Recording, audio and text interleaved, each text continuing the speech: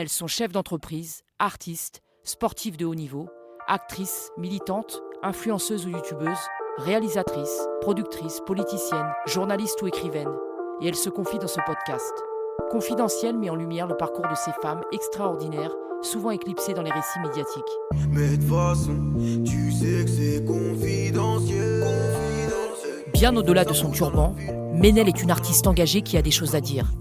Elle s'affirme telle qu'elle est, défendant la liberté d'être indépendante et d'être elle-même, sans que quiconque puisse décider à sa place. Bonjour Ménel. Bonjour. Merci beaucoup d'avoir accepté de te déplacer jusqu'ici, parce que je sais que tu habites un petit peu loin, et en plus que tu reviens de très très loin, Ouais. là. Donc en tout cas, merci. Tout d'abord, j'ai une question qui peut paraître banale. C'est savoir comment tu vas aujourd'hui. Oh, waouh. Ouais, en vrai, il y a eu tellement de trucs là, la dernière année. J'ai eu un bébé là, il y a 4 mois. Donc là, il est petit. Et c'était une année de grands chamboulements. Donc ça m'a tout remis en perspective récemment. Grand chamboulement par rapport à la naissance ou par rapport à d'autres chamboulements aussi? En fait, je dirais quand tu as un bébé, c'est que tu remets tout en question. Et j'ai tout remis en question. Qu'est-ce que je fais? Pourquoi je le fais? Comment je le fais? Pour qui je le fais? Et surtout, le métier de chanteuse, artiste sur scène, c'est... Je me montre, je partage ma vie. Et j'avais besoin de savoir dans quelle direction je voulais justement aller pour pas que ça ait d'impact négatif sur moi et donc sur mon enfant. Et puis surtout, c'est un gros changement physique, émotionnel, familial. Donc gérer tous ces changements, plus gérer une carrière, c'est énormément de travail. Moi, j'ai eu beaucoup de mal à le faire. Pendant plusieurs mois, je me suis mis en off parce que j'avais beaucoup de... Je me sentais pas assez forte. Franchement, c'était une épreuve. Donc là, aujourd'hui, je commence un petit peu à sortir la tête de l'eau parce que tout était à réajuster de mon côté pour ma famille, pour mon travail, mon couple, ma vie moi perso, mon corps, mon état d'esprit. Et là, je dirais que là, ça va bien. Les nuits et tout, c'est pas trop difficile? Non, on est deux, donc ça va. T'as beaucoup d'aide quoi, de Ouais. la part du... Ah bah c'est bien, c'est pas toujours le cas hein, Mm. pour certaines. Non, je plaisante, je parle pas pour moi. Donc du coup, t'arrives à gérer quand même le quotidien Ouais. avec cette nouvelle vie? Ouais. Surtout quand on est deux, ouais. Le fait d'être solo, c'est plus compliqué, mais nous, on est assez soudés et on se répartit les tâches. Et puis, j'ai mon chéri qui me suit quand je voyage. Donc, on a les tatas qui gardent le petit, donc ouais, ça va bien. Et du coup, lui, il est dans le même milieu que toi ou rien à voir? Non, lui, rien à voir. Il est pas du tout dans la musique. Ok. Non, parce que s'il peut se permettre de te suivre... Oui, parce qu'il a un travail qui fait qu'il peut travailler à distance. Donc, Ok. il y a moyen pour lui de juste prendre son ordi et puis de me suivre. Ok, bon, bah c'est au top. Moi, j'ai 3 filles, donc je sais ce que c'est. Après le premier enfant, c'est vrai que c'est toujours différent. On ne sait pas trop comment s'y prendre, c'est tout nouveau et tout. Moi, je me rappelle la première fois que j'ai eu ma fille. Bon, après, moi, je suis un peu psychopathe. Hein. J'ai pris un cahier et je notais, aussi au bout de quelques mois, je notais en fait les heures de prise de biberon. Ouais. Au début, tous je ces faisais trucs-là. ça. Ouais. Ouais, je notais tout. La couche, le biberon, vraiment tout. Je l'ai changé, je l'ai pas changé, je lui ai enlevé des habits, remis le bain. Puis après, je me suis rendu compte qu'en fait, il y a plein de trucs. Ça sert à rien d'être psychorigide, parce que finalement, c'est pas si important que ça. Au début, je stérilisais les biberons, mais à chaque fois. Puis après, c'est une fois sur 2. Puis après, c'est une fois sur 3. Puis après, en fait, c'est une fois par jour.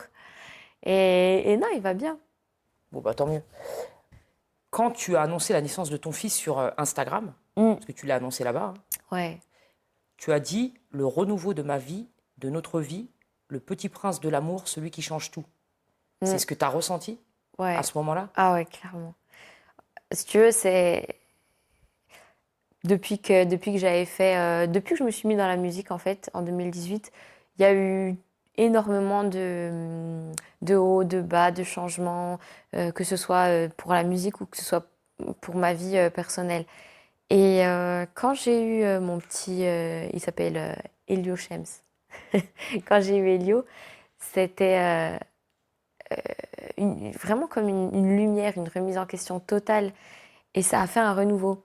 C'est que j'ai pris une nouvelle direction en ayant le courage de laisser ce que je voulais plus. Parce que quand j'avais pas d'enfant, j'avais une sorte de force pour encaisser tout, que ce soit des choses bien et encaisser des choses moins bien, qui me déplaisaient, des comportements, des attitudes, des paroles, des situations avec la famille, des situations avec la musique. Et là, le fait d'avoir un enfant, ça m'a fortifiée de l'intérieur et j'ai eu plus d'audace pour dire, ben non, en fait, ça, j'accepte pas et ça, je tolère pas. Et c'est une question d'affirmation. Plus de courage pour affirmer une identité et puis pour aussi s'y tenir. Pas simplement dire, voilà, je suis comme ça et j'ai envie de vivre ma vie de telle manière et après flancher à la moindre remarque d'un proche ou d'un ami. Là, c'est beaucoup plus béton, mes Ouais, positions. En fait, c'est comme une prise de conscience de vas-y, j'ai pas le temps. Exactement. J'ai pas le temps, j'ai d'autres choses à faire qui sont plus importantes. Donc là, il faut que ce soit solide, il faut que ça tienne, il faut que ça avance. Donc je peux pas laisser des parasites autour. Donc que du positif, positif et de l'ambition, du projet. Parce qu'en fait, si je commence à regarder ce qui va pas ou à écouter les choses qu'on me fait, des remarques, je vais pas me concentrer sur ce qu'il y a à faire. Et il y en a des choses à faire quand t'as un gosse. T'as toute une vie de famille à construire. Donc là, c'est focaliser sur la construction et pas sur la critique. Bah, c'est bien, alors c'est que du positif. Ouais. Donc, ça, c'est ce que tu dis, que tu sais plus faire la part des choses maintenant, Ouais. avec la naissance. Et qu'est-ce que le fait de devenir maman a changé dans ta vie? Sur plusieurs aspects. En vrai, au début, j'avais du mal.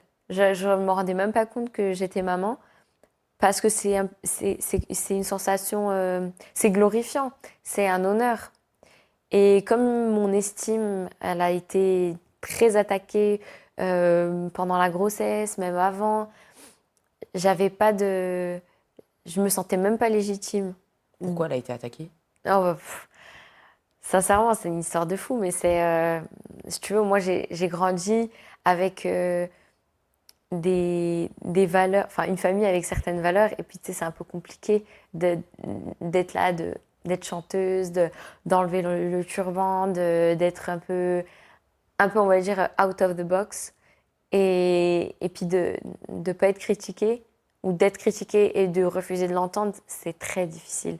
Donc pendant la grossesse, en étant vulnérable, en étant hypersensible, euh, j'ai très mal vécu le fait d'être mise à l'écart par rapport à cette différence que j'ai. Une différence sur tous les points. Sur la façon de penser, une différence culturelle, parce que mon chéri, lui, il est français. Et puis, ben voilà, nous, on est issus de culture arabe, musulmane, donc rien que ça, c'est déjà un clash. Et, c'est ça qui était le plus difficile pour moi. Là, tu veux dire, tu as été mise de côté de la part de tes proches?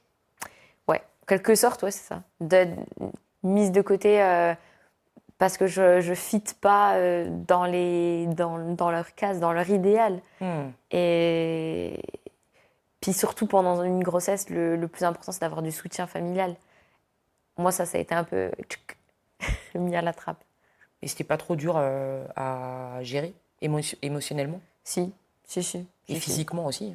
Ouais. Si, bah, physiquement, déjà, parce que ouais, ma grossesse, j'avais pris quand même 20 kilos. Hein. Et t'as tout perdu? Il faudra que tu me donnes tes secrets. J'ai tout perdu après, mais voilà, le poids qui monte, la famille qui soutient pas, la musique très difficile de chanter. Parce que une fois que l'accouchement est arrivé, ma voix, elle a changé.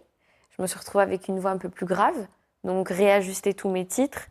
Je chante, mais je sens que voilà, c'est pas comme avant. Il y a un truc qui est plus grave. Ça me perturbe, ça me déstabilise. Et toutes ces choses mis bout à bout, c'est toute la journée, ça tourne dans ma tête. Alors, quand j'ai écouté tes interviews, il y a une chose qui m'a frappée, c'est que quand tu parles de ton enfance, tu parles souvent de la crainte, de la façon dont tes parents vont prendre les choses, notamment le fait que tu fasses de la musique. Ouais. À quoi était due cette crainte? Maintenant, ça fait quoi? Ça fait 6 ans que je fais de la musique en public et j'ai eu beaucoup tu sais, de gens qui sont venus me parler, des filles surtout, qui sont venus me parler en disant, ouais, tu sais, j'ai du mal à vivre ma vie comme je veux, j'ai du mal à faire de la musique parce qu'on me dit que c'est pas bien, parce que c'est mal perçu. Et moi, j'ai vécu ça. J'ai vécu cette ambiance un peu de...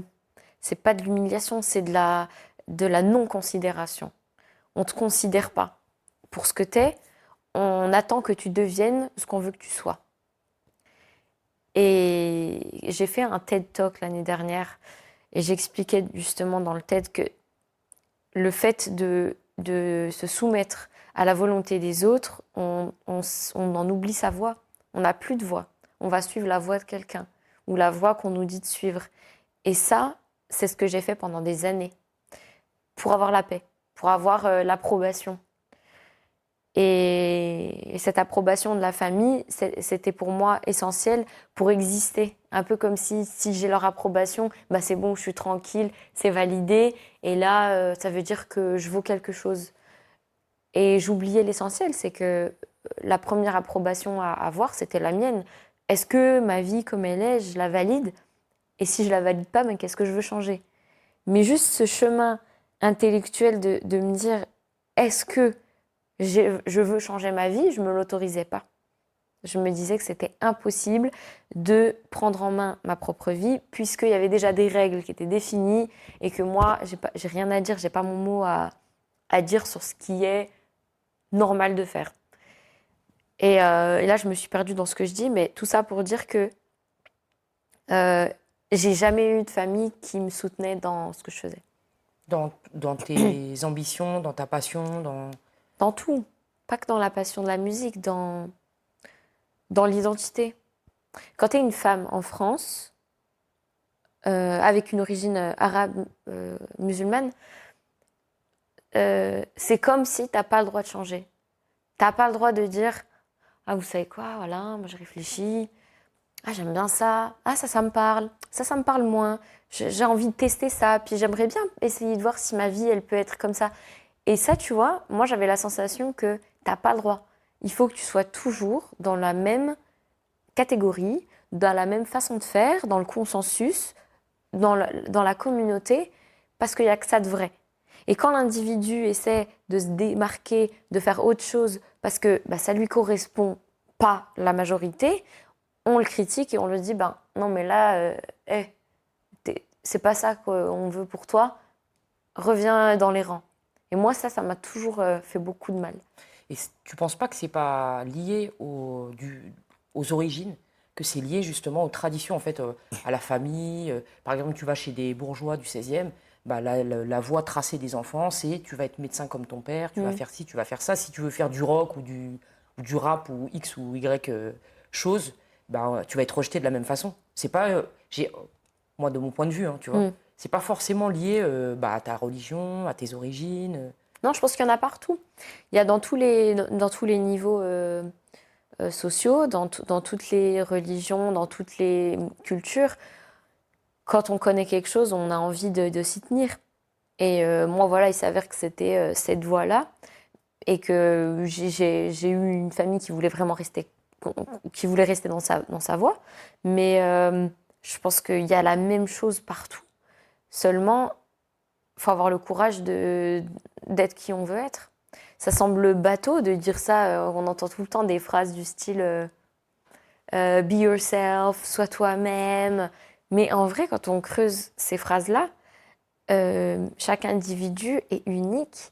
Et c'est dans cette authenticité, dans le fait d'être unique, qu'on trouve sa joie et son bonheur.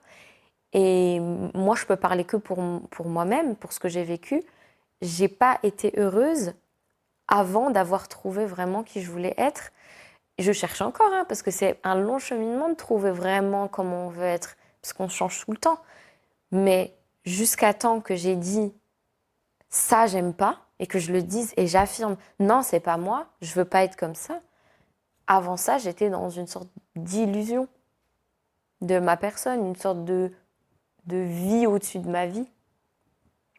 Oui, c'est qu'on suit ce que les parents veulent ou ce que la famille veut, ce que les traditions veulent. Après, c'est vrai que pourquoi ils font ça? C'est parce qu'ils pensent que c'est la meilleure chose à faire pour les enfants. Parce qu'ils veulent... Toute personne pense avoir la C'est ça. vérité, toute personne pense détenir la meilleure voix, la meilleure vérité, mais au final, il n'y a pas qu'une vérité, il y en a plein. Il y a plusieurs vérités. Le tout, c'est d'accepter que chacun voit les choses d'une manière, du moment que ça te fait plaisir, du moment que tu es heureux dans ta vie. Je vois pas pourquoi on pourrait pas choisir chacun une voie différente. Alors, à l'école, toi, tu étais plutôt travailleuse ou flâneuse?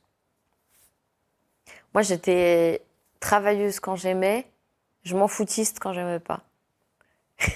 J'aimais pas les maths. Je m'en rendais malade au début, je voulais absolument réussir.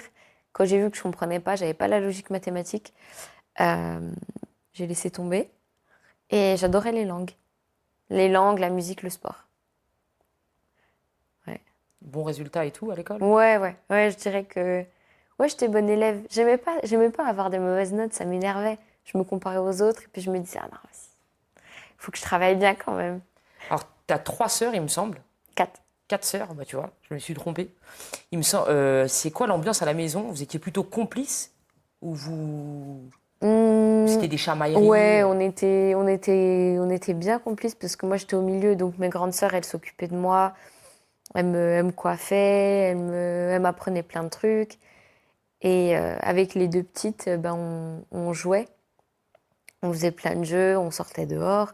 Franchement, on a eu une enfance heureuse, une enfance où on rigolait, on jouait, on sortait, pas compliqué quoi. Donc, toi, tu avais des sœurs, mais pourtant, tu te sentais souvent seule et incomprise.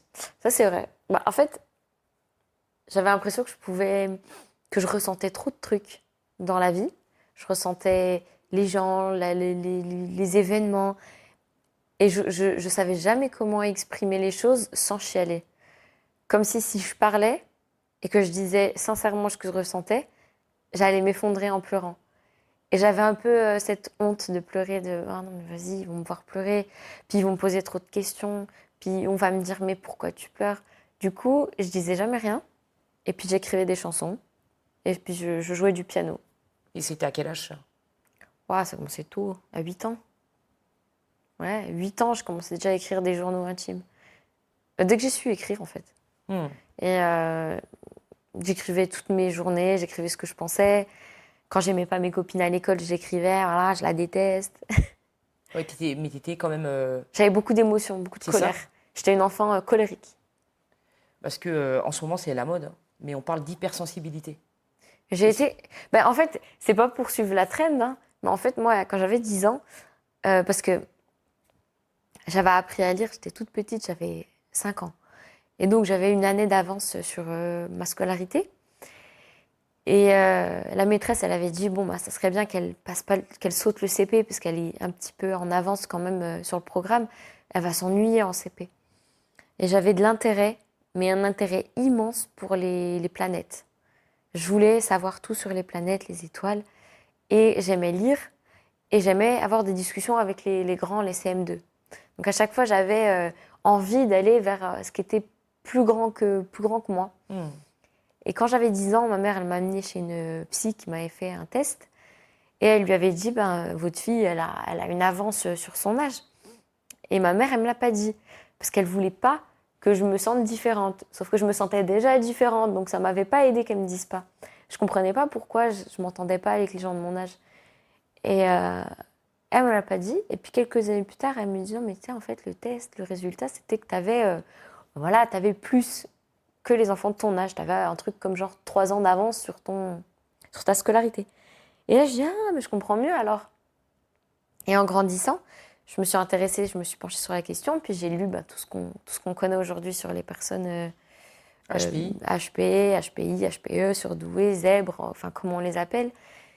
Et tout le listing, je me retrouvais, tu vois. Le fait d'avoir des pensées arborescentes, tu commences un truc, tu vas là, tu vas là, tu vas là, tu vas là, puis au final, t'es parti dans un engrenage de pensées, t'arrives pas à te structurer.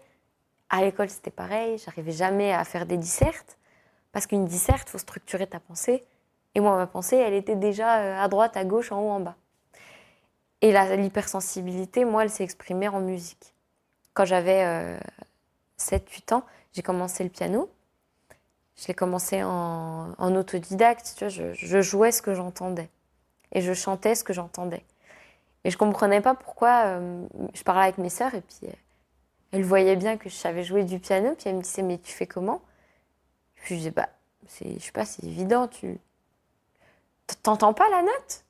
Moi, j'entendais des choses qui me paraissaient évidentes et que je remettais sur le piano. Puis elle me disait, bah non, enfin, j'entends, mais j'arrive pas à le remettre sur un piano. Et c'est là, petit à petit, que je me rendais compte qu'il y avait des petites spécificités qui me permettaient d'avoir voilà, des facilités clairement en musique. Dans le langage, j'arrivais à apprendre des langues très rapidement. J'apprenais des langues une après l'autre. Et Tu parles combien de langues? bah là, je parle français, anglais, arabe, espagnol. Et après, j'ai des langues que je lis, que je comprends, mais que je parle pas. Parce que j'ai fait chinois. Ni hao? Ni hao, ni hao ma. Wo hen hao? Nina? Wo ken hao. Xie xie. Comment on dit je vais bien? Là, tu attends. Wo ye hen hao? Wo ye hen hao. C'est ça. Ouais, chez Juan, je sais pas. J'avais Les fait chiens, les chiens, les le animaux, chat. manger. Et j'ai beaucoup aimé les langues parce que tu vois, pour moi, c'était de la musique. Et tout était musique dans ma tête. Les oiseaux, la nature, même les émotions. C'est que ça arrivait à un point où, comme je me sentais souvent toute seule dans ma bulle incomprise, quand j'allais à l'école, je marchais. Le bruit des pas, c'était de la musique. Et je chantais sur le bruit de mes pas. Tu vois le truc? Genre, j'étais comme ça, puis je faisais des rythmes, carrément. Et quand je travaillais à l'école et qu'on devait faire on était en interro, je chantais. Et on me disait, mais qu'est-ce que tu fais? Et je dis, chute! Et tu vois, pour moi, c'était tout un monde, tout un univers. Donc, je voyais pas la musique comme un hobby ou comme quelque chose d'ajouter à ma vie. Je le prenais comme une partie de moi. Et après, quand je grandissais et que je voyais que j'avais beaucoup de mal avec les relations sociales, moi, c'est ça mon souci de HP, on va dire, c'est les relations sociales. Parce que j'ai envie d'être super entière, j'ai envie d'être authentique, j'ai envie de parler, de dire les choses. Et tout ce qui est la manipulation, la malhonnêteté, l'injustice, je la comprends pas. Ça me passe au-dessus, puis souvent ça m'a porté, ça m'a porté préjudice, voilà, parce que je voulais tout le temps être honnête, tout le temps dire les choses. J'avais pas ma langue dans ma poche. Et on me disait à chaque fois, mais pourquoi tu parles, pourquoi tu dis, mais chut, tais-toi. Et en fait, c'était le flow, la spontanéité, j'étais très à l'aise à l'oral. Et ça, j'ai dû le canaliser dans ma musique. C'est marrant ce que tu dis par rapport à la musique, parce que moi je fais des cours de dessin, et c'est vrai que depuis que j'ai vu avec des profs, enfin mon prof, les formes et tout en dessin, après tu marches dans la rue où tu vois tout en fait en forme. Les carrés, ouais. Les triangles, tu vois, les sphères, tu vois tout tout en forme, quoi. Ouais. Tu vois, c'est un peu... Un peu comme moi, comme je vois tout en musique. Ouais. C'est rigolo, hier on était à Dubaï et puis il y a mon guitariste. Et c'est tout bête, hein, mais je me dis, il n'y a que quelqu'un qui pense comme ça qui peut le voir. Il y a le clignotant du taxi qui faisait... Puis il me dit, ah, ça c'est le rythme de la chanson de Gabriel Appeline. Genre, il a retrouvé le rythme d'une chanson qui est dans notre setlist parce qu'il a entendu le tic-tic, tu vois. Ça, je me dis, ça me fait sourire parce que c'est pas mon manager qui va me dire ça, c'est pas mon chéri qui va me dire, ah, t'as vu, c'est le même tempo. Enfin, c'est des trucs qui me rappellent que, ouais, moi, c'est ma façon de penser, c'est ma façon de voir les choses. Tout est musique. Ouais, c'est vraiment les sensibilités, elles sont propres à chacun, quoi. Ouais, et ça, cette sensibilité-là de musique, elle est liée à l'HP. C'est qu'il y en a plein, ils ont une sensibilité qui s'exprime différemment. J'ai ma sœur qui est pareille, qui est HP. Et elle c'est plutôt dans le dessin. Donc, on est... voilà, elle va voir des choses dans le dessin, elle va voir des choses par rapport aux formes, et moi, je vais être plus par rapport à la musicalité. Donc, on disait que tu te sentais incomprise, donc tu trouves refuge dans ta chambre. Ouais. Comment elle était cette chambre? J'en ai eu plusieurs parce qu'on a déménagé. Et ma chambre, c'était très simple. C'est une chambre qui était assez girly. J'aimais bien le rose, j'aimais bien tout ce qui était cocooning, des dessins, des fleurs. J'avais mon piano, mon petit banc et ma coiffeuse. Tu vois, vraiment une petite chambre de fille. Et mon piano, il fallait qu'il soit vers la fenêtre pour pouvoir regarder la forêt, les arbres, tout ça. Et je me posais au piano, puis je restais, je sais pas, des heures jusqu'à ce que j'ai appris le morceau. Il fallait que j'apprenne le morceau par cœur. Moi, j'allais te dire l'arrivée de ce fameux Yamaha YPT200, c'est ça? Oh punaise, d'où ça sort ça?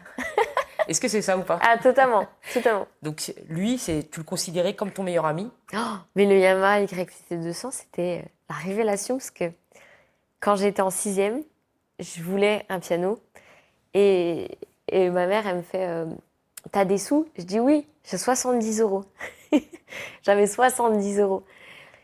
Et il y avait Lidl, ils avaient sorti un Yamaha YPT200 et je l'ai vu dans le catalogue. Et là, je lui dis maman, il faut qu'on aille à Lidl.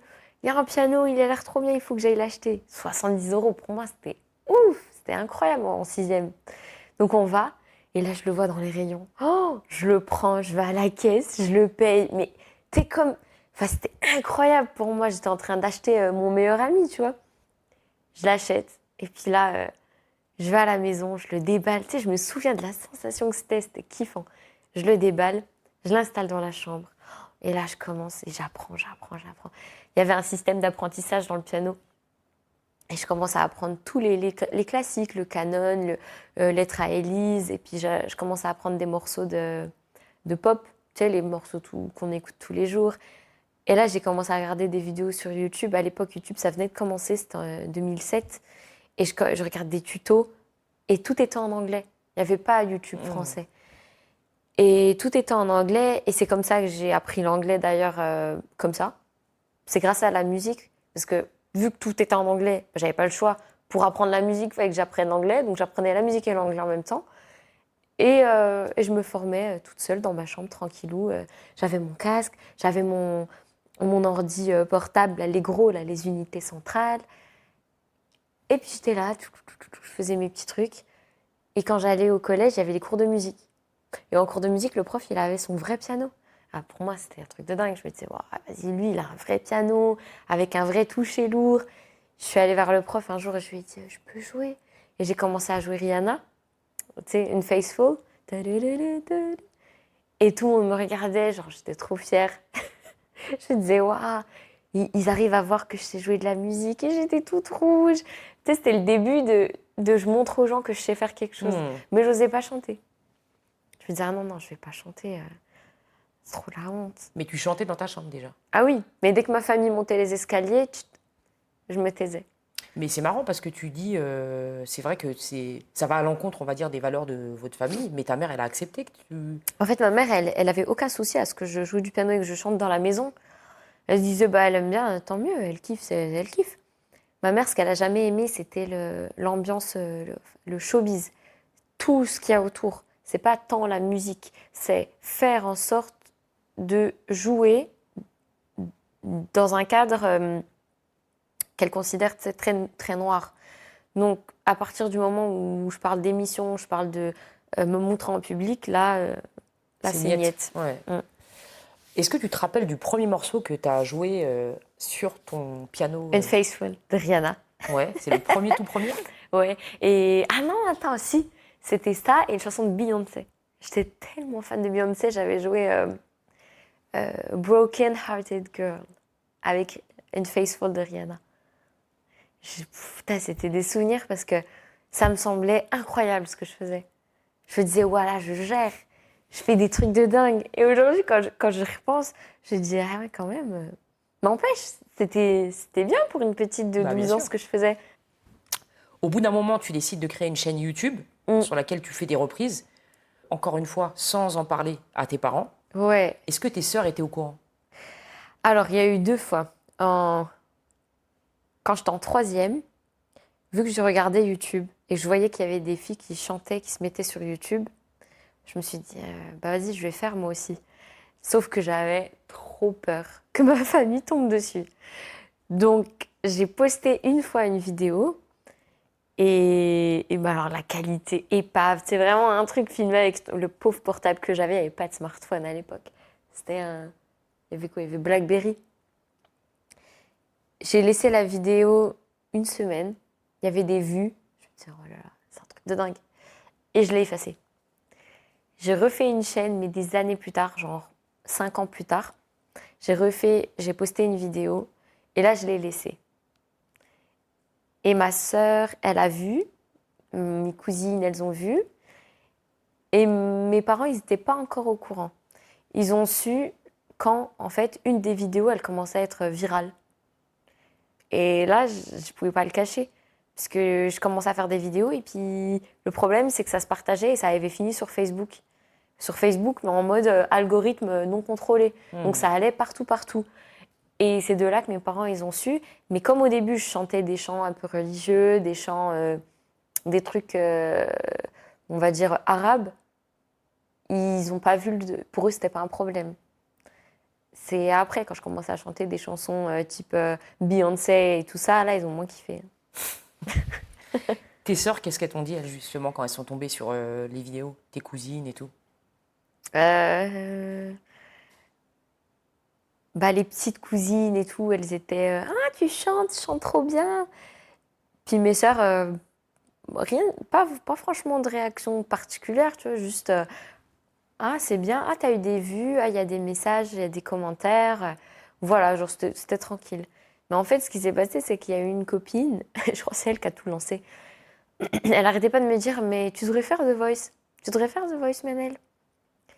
Puis moi, je lui disais, mais ça va pas, je suis pas légitime, j'ai pas de voix.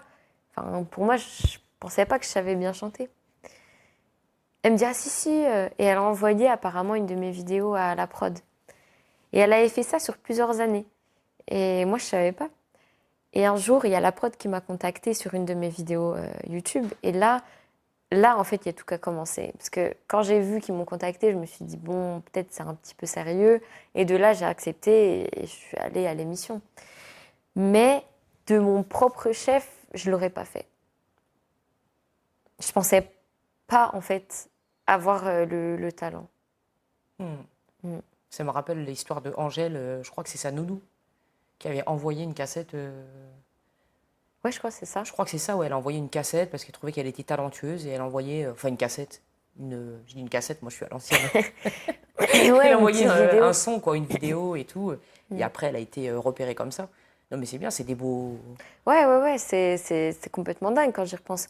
Parce que moi, je serais restée dans ma chambre, en fait. Je serais restée là. Après, avant de faire l'émission, de temps en temps, il y avait quand il y avait des trucs humanitaires, parce que mes parents étaient très engagés dans l'humanitaire, et il y avait des fois des rassemblements, des galas, pour récolter des fonds pour les structures humanitaires. Et mon père, il me disait, ah, bah, tu veux pas venir chanter une chanson dans un cadre assez, tu vois, familial, avec des chansons qui parlent de choses bien, en arabe, en français. Et là, je disais oui. J'y allais et je chantais. Parce que je me disais, ça fait plaisir à mes parents et puis c'est pour la bonne cause. Ouais. Voilà, ça fait plaisir à tout le monde, donc autant y aller. Mais je me prenais pas au sérieux, je me disais pas que j'allais chanter, devenir une chanteuse, faire des scènes. Pour moi, je me disais que j'ai rien, quoi. Est-ce que tu peux nous faire un petit a cappella une petite chanson traditionnelle, enfin que tu chantais à tes débuts? Au tout début, je chantais quoi? Attends, il faut que je me rappelle parce que ça date de il y a quand même 10 ans. Ouais, c'était des nashid, on appelle ça en arabe. C'est des chants religieux qui parlent un peu du prophète, qui parlent de Dieu. Et c'est en arabe. J'attends. Il y en a des trucs comme ça faisait. Ya Nabi, salam alayka. Ya Rasoul, salam alayka. Ya Habib, salam alayka. Salawatullah alayka. Donc après, ça marchait avec le... Il y avait plein de dons qui affluaient Bah, grâce à ça. disons que quand je chantais comme ça, c'était voilà pour vu que tous les gens qui étaient là, ils étaient principalement musulmans, arabes, il y avait une cohésion, les gens ils se sentaient connectés, c'était des chants qu'ils écoutaient depuis qu'ils étaient petits, donc on était tous dans le même mood. En tout cas, c'était très beau. Bravo. Merci. Donc à 18 ans, tu décides de porter le voile. J'aimerais bien en parler parce que c'est un sujet qui domine les débats en France, hein, malheureusement. Quand on dit qu'on impose aux femmes de porter le voile, est-ce que tu es d'accord ou pas avec ça? Non, on n'impose rien à personne. Déjà, le mot imposer, ça va pas. On n'impose rien à personne, que ce soit un habit ou des pensées. Il y a quelque chose qui s'appelle la liberté quand même, qui est importante. Et pour moi, ce qui est essentiel aujourd'hui, c'est d'écouter les gens et de respecter ce qu'ils ont envie de faire ou de ne pas faire. Une femme, elle est censée être libre d'être elle-même, d'être qui elle veut être. Cette idée d'imposer un foulard, d'imposer des rites, c'est simplement une façon de contrôler des gens et on ne contrôle personne. Pour moi, l'état d'esprit dans lequel je grandis et que j'ai envie que mon fils grandisse, c'est la liberté et le respect de l'autre. On n'a pas besoin de vouloir et on n'a surtout pas le droit de vouloir que les autres soient comme on veut et pensent comme on veut. Mais est-ce que c'est une réalité? Est-ce que Je dirais que c'est une réalité. Ça sera une réalité quand chaque personne vivra vraiment ces valeurs-là. Pour moi, c'est une valeur que je m'applique tous les jours. Et pas simplement sur l'aspect religieux, mais sur tous les aspects de la vie. C'est que la personne qui est en face de moi, je la respecte et je l'écoute, même si je ne suis pas d'accord.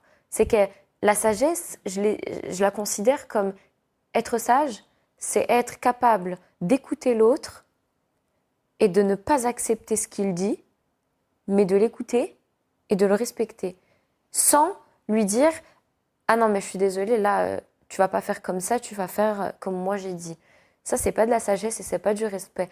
Donc, je travaille sur moi-même pour avoir ces valeurs et les appliquer dans la vie de tous les jours.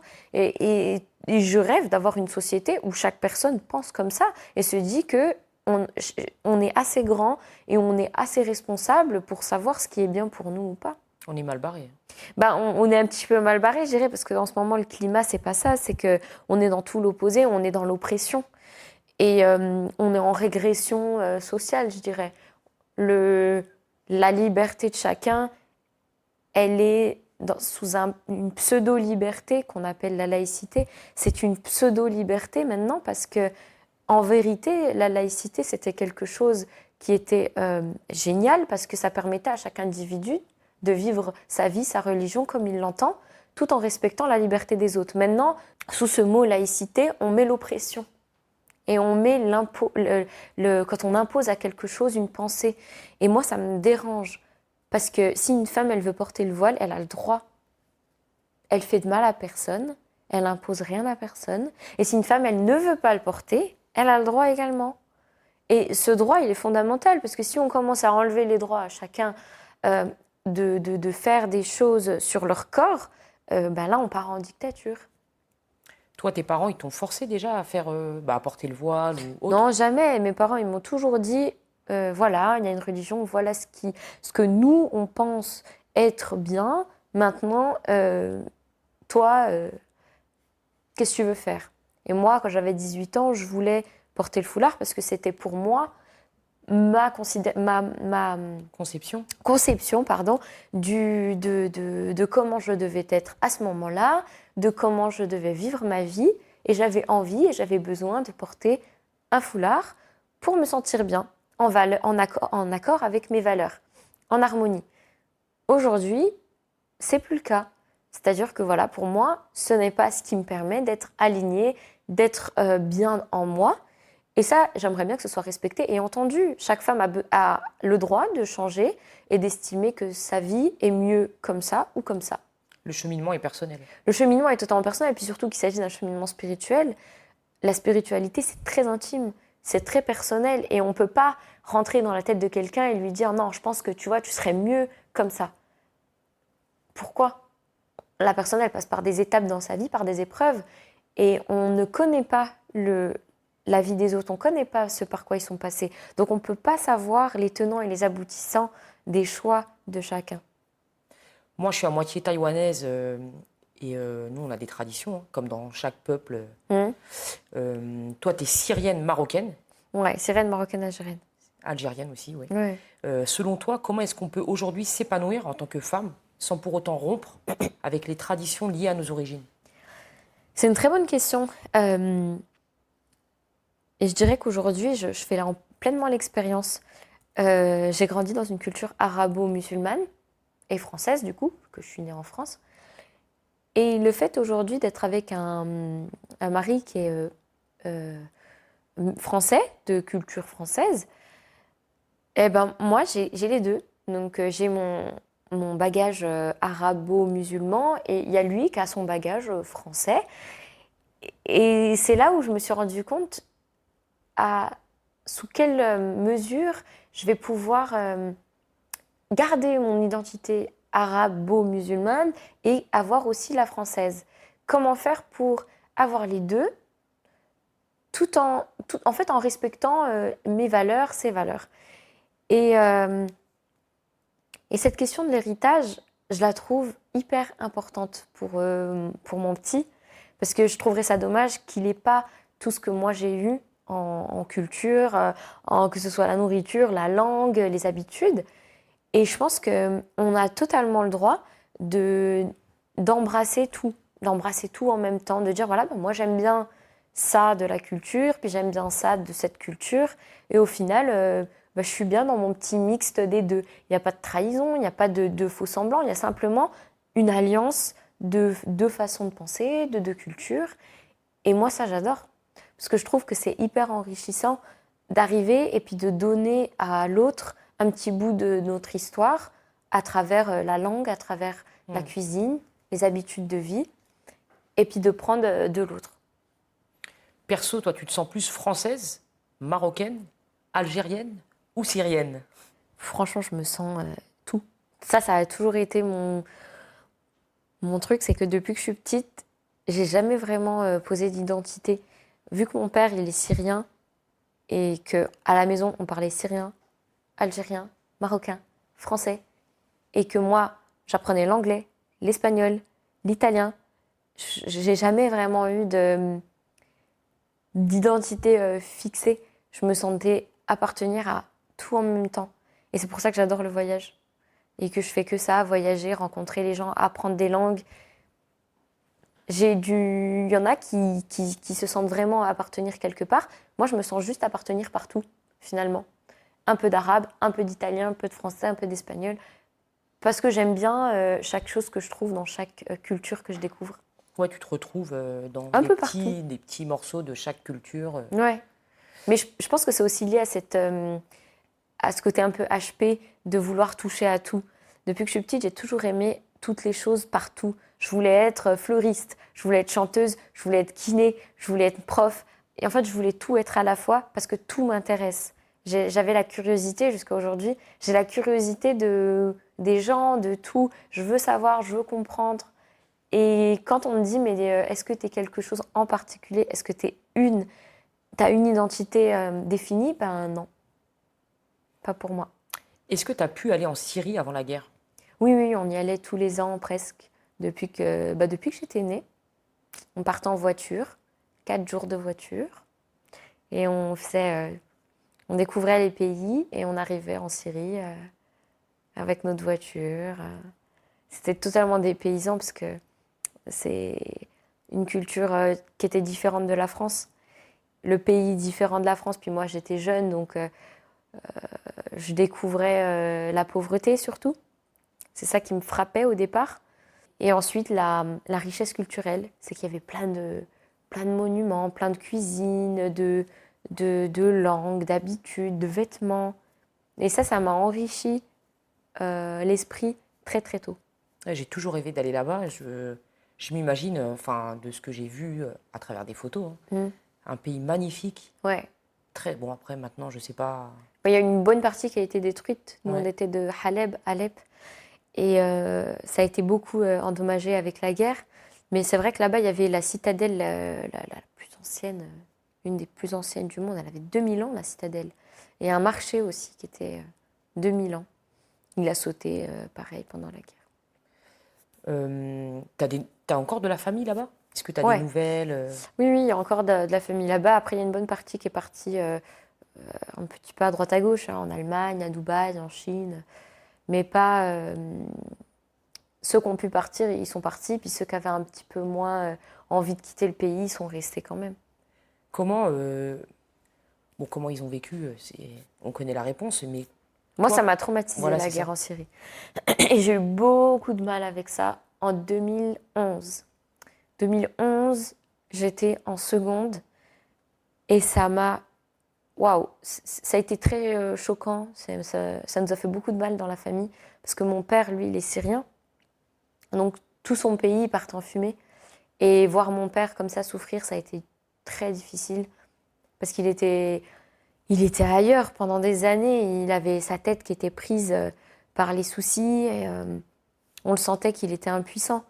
Et nous, les atrocités qu'on voyait, on se disait, mais en fait, tout ça, c'est des gens qu'on a vus peut-être dans la rue un jour et qu'on voit souffrir. Et moi, l'injustice, la souffrance, ça m'a fait un choc émotionnel jusqu'à aujourd'hui. Et aujourd'hui, comment va le pays? Bah, c'est une sorte de... C'est des aléas, il y a un petit peu de reconstruction, mais c'est toujours en tension. Il n'y a pas de... C'est pas que ce sera jamais comme avant, mais les gens, ils sont tous partis de leur pays, ils ont été en exil, réfugiés. C'était tellement de vies détruites, même dans notre famille. On a eu des cousins qui sont venus se réfugier en France, qui ont refait toute une vie. Et moi, ça m'a questionnée, c'est que je vis ma vie normale et je vois qu'il y a des gens qui n'ont pas cette chance d'avoir une vie qui suit son fil conducteur et ils ont été cassés en plein milieu. Pour certains, dans ma famille, ils avaient 9 ans, 10 ans, 20 ans et tout a été chamboulé. Donc, moi, ça m'a ouvert les yeux sur l'humanitaire, sur la nécessité absolue déjà d'aller aider les autres. Donc, à partir de là, je m'étais engagée avec mes parents dans tout ce qui était mission, dans les parrainages, aider par tous les moyens possibles. Et d'un point de vue aussi intellectuel, c'est que je refusais de plus en plus la discrimination, la violence.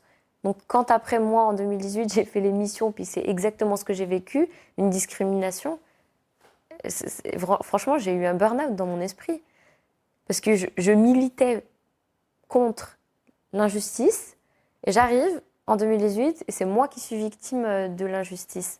Donc je comprenais pas parce que je pensais pas que ça m'arriverait. Puis au final, ça m'est arrivé et je me suis retrouvée en détresse psychologique pendant des années. J'arrivais pas à retrouver de la confiance en moi. J'essayais de comprendre un petit peu comment gérer ma vie, mais c'était très difficile. Le soutien moral, psychologique, il était nulle part. Ni ma famille ne me soutenait, ni moi-même je me soutenais, ni mes amis. Enfin, je veux dire, je me sentais un petit peu solo dans ma barque. Ouais, t'étais au plus bas, quoi, à ce moment-là. Ouais. Mais pourtant, je continuais la musique. Parce que la musique, ça restait toujours, comme je disais, ma meilleure amie, ma boussole, mon petit réconfort. Et je me réfugiais dedans. Pour en revenir à ton parcours, donc à 18 ans, tu décides de partir en Suède. Non, 19 ans. 19 ans? 19 ans, je pars un an en Suède. Je fais mon Erasmus là-bas. C'est ça. Qu'est-ce qui te pousse à aller là-bas? L'envie de découvrir ailleurs, autre chose. Parce que comme j'ai commencé les voyages tôt avec mon père, j'avais juste envie de continuer, de partir, de découvrir.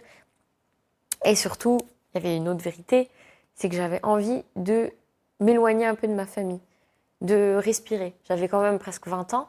Et puis, je voulais juste voler de mes propres ailes, voilà, un petit peu découvrir ce que je pouvais faire toute seule,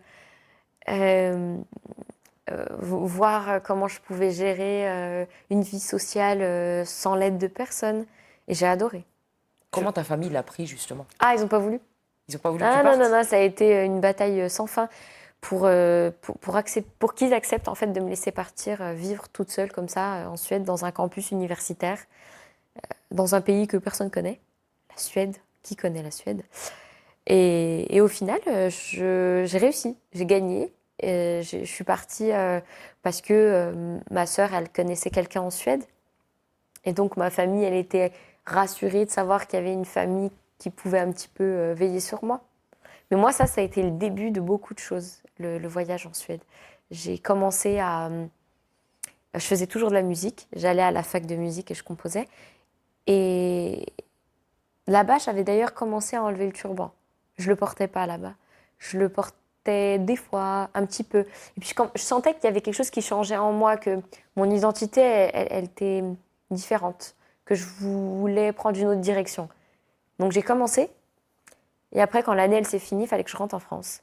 Et là, en rentrant en France, pouf, il y a tout qui est retombé. Je me suis remis un petit peu dans les habitudes. Ouais, dans les habitudes. Je voulais pas que ma famille me dispute ou me dise « Ah, mais t'es pas trop comme on aime ». Donc vraiment, je faisais tout pour être dans les codes. Mais sauf que c'était pas moi. Je voulais pas retourner en master, par exemple. Parce que j'avais fini ma licence. Et en rentrant en France, ça voulait dire que je reprenais mes études de master, que je faisais prof. Je voulais pas être prof. Je faisais les choses, mais par dépit. C'est que j'avais pas envie, mais je le faisais quand même parce que mes parents me disaient que c'était bien, parce que ça satisfaisait tout le monde. Mais moi, ça me satisfaisait pas du tout. Puis je fais quand même mes années de master. Puis je pars ailleurs, je pars à Chambéry. Je me dis, peut-être je change de ville. Je vais aller ailleurs, faire des études. Toujours rien. Et pendant que je fais mon année de master 2, là, je me dis, mais j'aime pas, quoi. C'est pas moi. Et là, il y a l'émission qui tombe. Donc l'émission, elle est venue et là, je suis partie dans une autre dynamique. Moi, j'en reviens à la Suède. Donc, bon, j'espère que ton mari, s'il regarde l'interview, il m'en voudra pas. Là-bas, tu tombes amoureuse d'un Suédois afghan. Ouais, grave. Est-ce que tu peux nous raconter un petit peu? C'était trop ouf. Je suis arrivée en Suède et puis en fait, j'habitais dans un couloir universitaire, donc il y a toutes les chambres et on partage la cuisine. Ah, et puis je me rappellerai toujours, il y avait une chambre qui s'était libérée. Et moi, j'attendais de voir c'est qui allait habiter dans la chambre, parce que j'étais curieuse. Et là, je vois un garçon. Waouh, je le trouvais trop beau et tout. Et puis, on commence à parler et j'aimais bien parce qu'il avait une autre culture, donc ça m'attirait. Et on s'est mis ensemble et oui, moi, je vivais ma best life en Suède. J'avais un copain. Je dis ça comme ça, là. Je dis ça comme ça, mais je ne l'ai jamais dit à voix haute. Mais c'est vrai que j'aimais beaucoup. Parce que c'était, je sais pas, c'était innocent. C'était le début de ma découverte de la vie, de vivre une vie un petit peu en mode viens, on respecte pas trop les codes.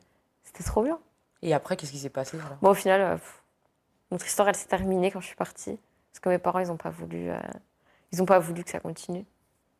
Du coup, j'ai dit, bon, tant pis. Et lui, comment il l'a pris? Ça s'est fini comme ça. On était jeunes, hein. On avait 20 ans. Donc, je dis, écoute, c'est fini, c'est comme ça. On a pleuré un bon coup, et puis voilà. Donc, alors, après, toi, tu rentres en France, comme tu disais, Ouais. et tu es passé par Chambéry, etc. Tu es contacté par The Voice pour participer à l'émission. Au moment où tu es prise, qu'est-ce qui se passe dans ta tête? Je me dis, aïe, zut, comment je vais faire pour cacher ça?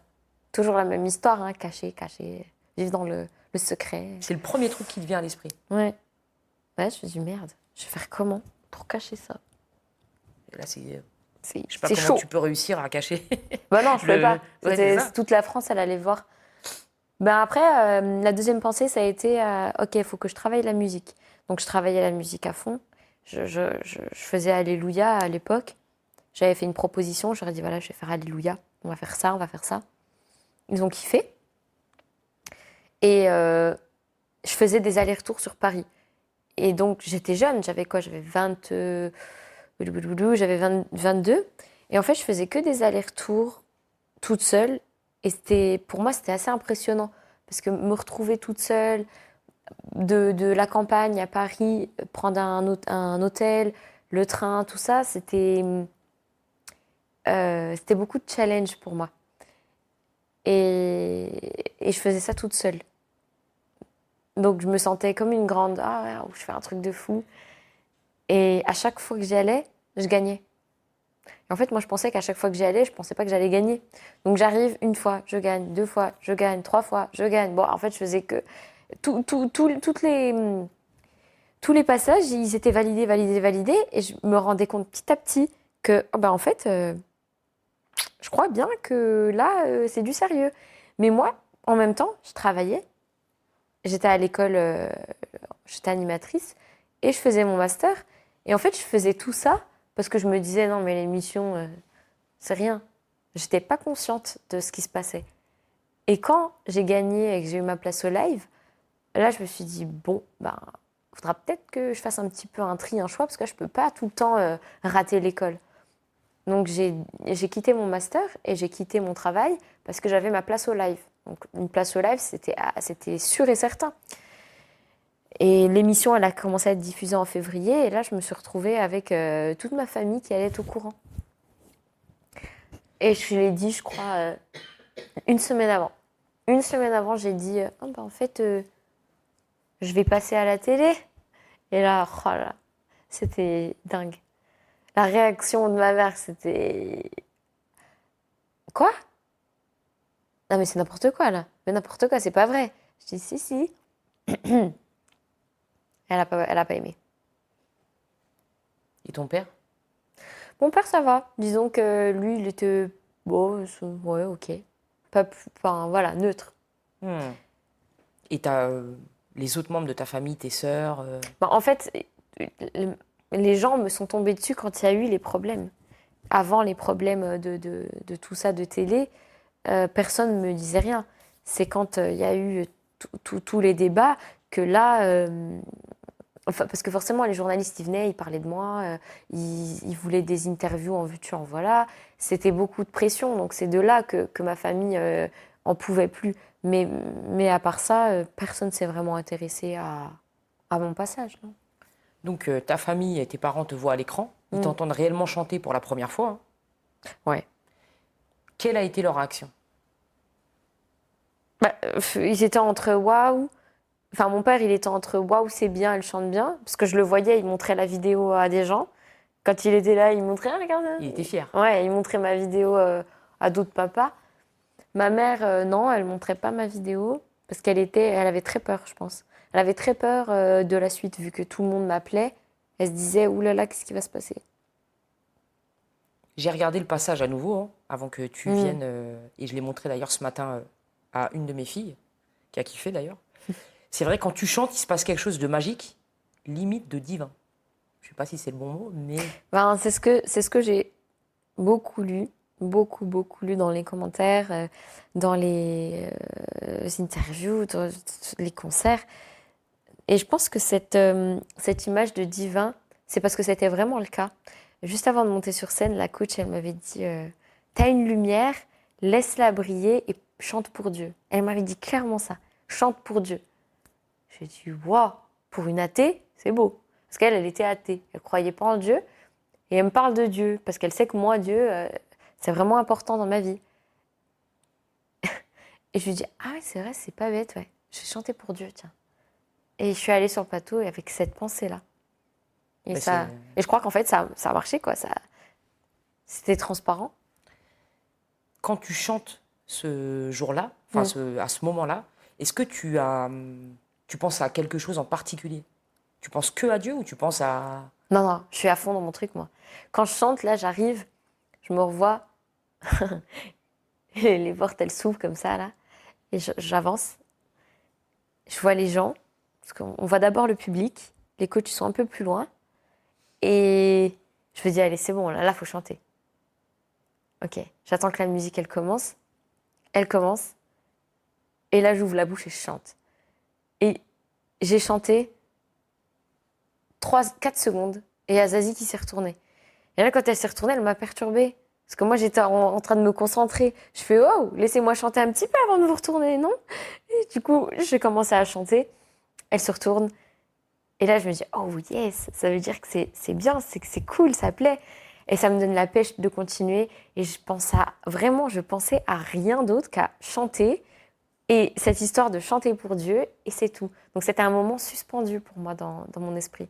Tu l'as revisionné, je pense, plusieurs fois. Non, alors j'ai eu énormément de mal à revoir ce passage.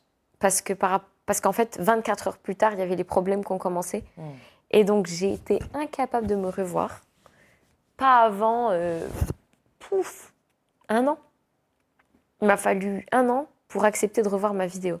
Parce que dès que je la voyais, en fait, ça me replongeait dans ma tristesse et j'étais vraiment pas bien.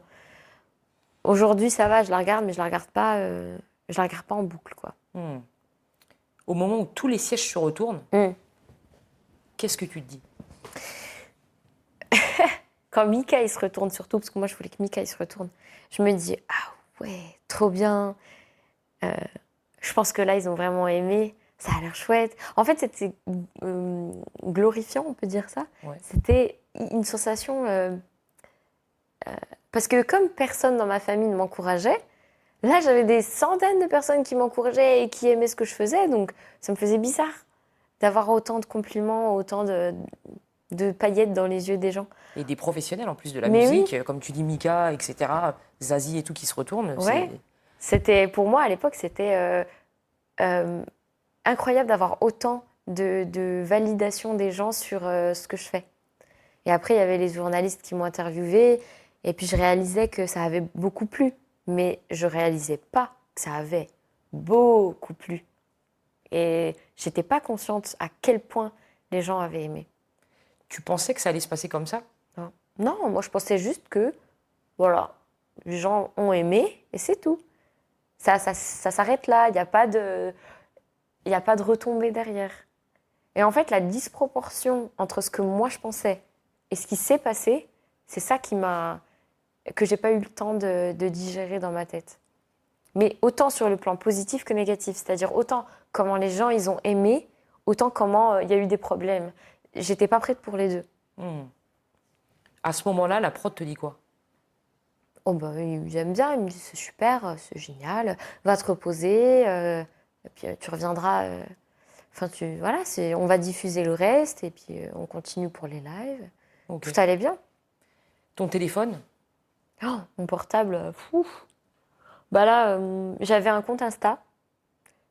J'avais 34 000 abonnés. Et puis, je vois mon Insta qui monte, qui montait à 200 000. Je me disais, pour l'époque, c'était ouf, 200 000 abonnés. Et je me dis, ah ouais, quand même. Là, il se passe quelque chose, mais j'étais fatiguée. Donc, je voulais juste aller dormir. J'ai fermé les yeux. 24 heures plus tard, c'était la tempête. Et les gens, ils te disaient quoi? Pas que des compliments. Sur Insta. Ouais, c'était que des compliments. J'ai vu ta vidéo, je suis de tel pays, j'ai vu, c'était super, ça m'a touchée, c'était émouvant. Waouh, magnifique, la version en arabe. Voilà, que du positif. Donc, tout se passe à merveille. Ouais. À ce moment-là. Tu commences à voir apparaître des messages haineux. C'était des messages de quel type? Franchement, j'ai même pas envie de revenir sur la question parce que ça m'a saoulée. Pendant des années, j'ai essayé de passer au-delà de ça. Et pour moi, c'était une haine qui avait juste pas de nom. Voilà, c'est une haine qui était méchante et qui me connaissait pas. Donc, j'ai eu tellement de méchanceté gratuite que j'ai même pas envie de me la remémorer. Ok.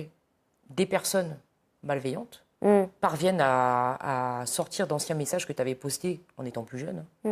Lorsque tu vois ces messages, est-ce que tu les reconnais tout de suite ou tu te dis, ah, mais non, tu y penses plus ou tu dis, non, ah ouais, je me dis, bah ouais, mais il n'y a rien de grave. En fait, pour moi, il n'y a rien de grave. Je me dis, bah oui, et alors? Et alors, il se passe quoi? Bah, en fait, il se passe que simplement, ça a été très bien pas du tout interprété, ça a été une catastrophe médiatique. Et là, en fait, ça part en deux identités. Il y a moi et il y a qui on dit que je suis, alors que je ne suis pas du tout comme ça. Donc, je ne me retrouve pas dans le portrait qu'on fait de moi. Et à partir de là, justifier mon identité, c'était impossible. Parce qu'on m'avait déjà inventé une autre identité. Donc, j'étais complètement perdue. Je ne savais plus quoi faire. C'est un espèce d'harcèlement, fondé sur des rumeurs, entre guillemets, comme on en voit partout, même au collège, au lycée. Sur, par exemple, je dis des bêtises, hein, mais il y a des filles, il y a des rumeurs qui partent sur elle en disant ah, elle est comme ci, elle est comme ça, alors que c'est pas vrai. Oui, c'est ça. C'est vraiment inventer des choses à partir d'éléments pour pouvoir créer une autre personne. Alors que quand j'arrive à l'émission et que je chante, je montre clairement qui je suis. J'arrive, voilà, je chante, j'ai une culture arabe, française. J'ai chanté avec un turban, donc où il y avait une religion, mais tout était présenté en toute simplicité. Et moi, c'est comme ça que je m'étais présentée. Quand on m'a inventé un autre personnage, au final, je ne savais pas quoi faire parce que j'avais présenté qui j'étais à l'émission et les médias ont fait de moi un autre portrait. Donc, c'est un peu ma parole contre la leur. Je ne voyais pas tant ce que je pouvais faire. Donc, la polémique enfle tout de suite. Oui, ça en 48 heures. Qu'est-ce que tu te dis, toi, à ce moment-là? Mais je me dis, mais c'est tellement flou parce qu'il y a trop de tout. Ça part dans tous les sens. Il y a des appels partout, des médias, des journaux, des télés, des radios. Et là, je me dis, ouais, mais déjà, l'émission, quand je l'ai faite, j'étais même pas sûre de la faire. Et là, je la fais et il se passe tout ça, donc trop flou. Le seul but que je voulais, moi, c'était chanter. Parce que chanter, ça me permet de libérer mon esprit, de montrer mon talent, ce que je sais faire. Et là, ça parlait d'autre chose carrément. On parlait de polémique, de je sais pas quoi. Donc, c'était déconnectant. Est-ce que tu avais des personnes à tes côtés à ce moment-là? Non. Non, j'avais personne. Justement, c'est ça qui a été le plus dur, c'est d'avoir personne. Et si j'avais des gens, c'était des gens qui n'étaient pas bienveillants. Que plus tard, je me suis rendu compte que ce n'étaient pas des personnes bienveillantes et que les actions entreprises étaient juste pour leur propre intérêt. Donc, je me suis retrouvée dans une situation solo. Et la prod, elle t'a pas dit, on va t'amener un... Non, la prod, ils ne m'ont pas aidé plus que ça. Ils ont fait vite fait un petit communiqué, mais je n'ai pas eu de soutien. De vrai soutien, non. Je me suis retrouvée, moi, toute seule, avec des problèmes. Et en fait, je ne pouvais pas gérer ma passion à côté. Parce qu'il y avait aussi un truc qui était super important. C'était l'audition qui venait de faire un carton. Et au lieu d'avoir des gens qui me soutenaient avec cette audition qui a fait un carton et rester sur le positif, sur le plus important, ben, j'avais des gens qui venaient pour m'accompagner juste sur le négatif et pour alimenter ce négatif. Les médias, les télés. Et à côté, pour le côté artistique, il n'y avait personne. En tout cas, moi, de ce que je me rappelle, il y avait énormément de soutien du public. Par contre, le public, ils étaient là, ils soutenaient, ils étaient vraiment déçus. Mais moi, physiquement, autour de moi, j'avais personne. Comment est-ce que ta famille réagit en voyant tout ça? Bah, ils ont peur. Ils ont peur et ils me disent laisse tout tomber. Ils ne voyaient pas trop ne disparaître. Pour eux, c'était la solution. Mais comment on disparaît après une audition pareille? On ne peut pas. Je ne pouvais même pas disparaître. Même si j'avais envie, c'était impossible. La vidéo, elle tournait de plus en plus. Partout. Et il y avait ma tête partout, sur tous les réseaux. Ça devait être dur. Donc, il y a cette polémique. TF1 décide de te couper au montage. Alors ça m'a beaucoup déçue quand ils ont fait ça, parce qu'en fait, j'ai enregistré tous les passages que j'ai gagnés. Et en fait, ils m'ont dit, voilà, tu comprends, on va devoir couper tes passages. Moi, je ne comprenais pas. Je me dis, mais pourquoi vous faites ça, en fait? j'ai gagné mes passages. Je veux dire, faut me le laisser. Et en fait, non, ils ont voulu tout couper mes passages. Ça m'avait achevé. Tout mon travail, je l'avais vu partir en fumée. Oh, j'étais dégoûtée. Mais c'était quoi qu'est-ce qu'ils t'ont donné comme explication? Bah, t'as quitté l'émission, donc t'es plus dans l'émission. Ça, j'avais pas aimé. Ça, j'en faisais des cauchemars la nuit, carrément. Parce que justement, c'était en plus une forme d'injustice. Ah bah oui, c'était double injustice. C'est-à-dire que déjà, partir d'une émission alors que j'avais quand même ma place au live, c'était dur. Je voulais pas le faire, mais je l'ai fait parce que ça devenait insoutenable. Mais en plus de ça, me couper, quand il m'avait appelé, qu'il m'a dit ça, j'étais sans mots. Je me suis dit, mais à ce point-là, ça va me faire souffrir. T'as eu l'impression d'être abandonnée? Ah ouais, par tout le monde. Je me suis dit, putain, c'est dégueulasse. Je chante, je gagne. Même pas ça, on me le laisse. On me coupe comme si j'avais rien fait. Donc ouais, j'étais hyper déçue. Tout à l'heure, je te disais que c'était comme du harcèlement fondé sur des rumeurs. Mais en réalité, ce que tu as vécu, c'est une campagne de harcèlement sur les réseaux sociaux. Ouais, c'est les réseaux sociaux où, en fait, il y a une sorte de déferlement, de déchaînement de haine parce que je représente des choses qui sont un peu trop dérangeantes. Je suis arrivée et puis j'étais là en mode peace and love. On peut chanter en arabe, en anglais, on peut être française, on peut avoir un turban, la liberté, tout ça. Et en fait, c'est un peu comme si on me disait non mais tais-toi, tout ça, tu rêves, ça ne sera jamais réel. Il n'y aura jamais une femme qu'on acceptera avec tout ça à la télé. Moi j'étais un peu naïve quoi. J'ai pas vu venir. Je suis allée vraiment en mode allez, voilà, c'est moi, je suis comme ça. Mais normalement, on devrait tous être comme ça. Ouais, arriver en mode comme McDonald's, quoi, venez comme vous êtes. C'est pas plus compliqué, mais moi, c'est ce que j'ai fait, je suis allée comme j'étais et ça a pas plu. Donc toi, tu es fatiguée par toutes ces polémiques, tu décides de tout quitter. Et je pars aux États-Unis. Voilà, rejoindre celui qui deviendra par la suite ton mari. Ouais, exactement.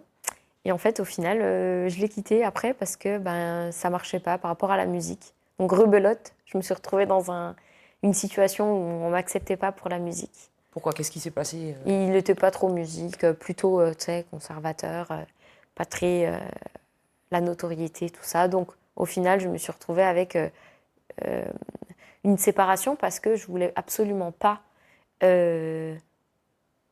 m'imposer, d'être sous l'emprise encore de décisions qui ne m'appartiennent pas.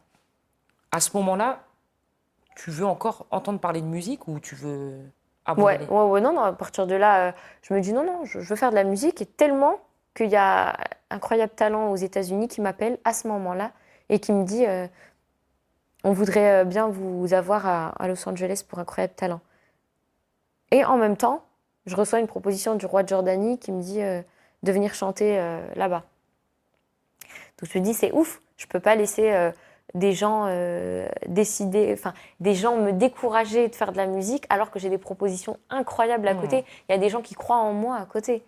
Je peux pas me permettre d'écouter des voix négatives.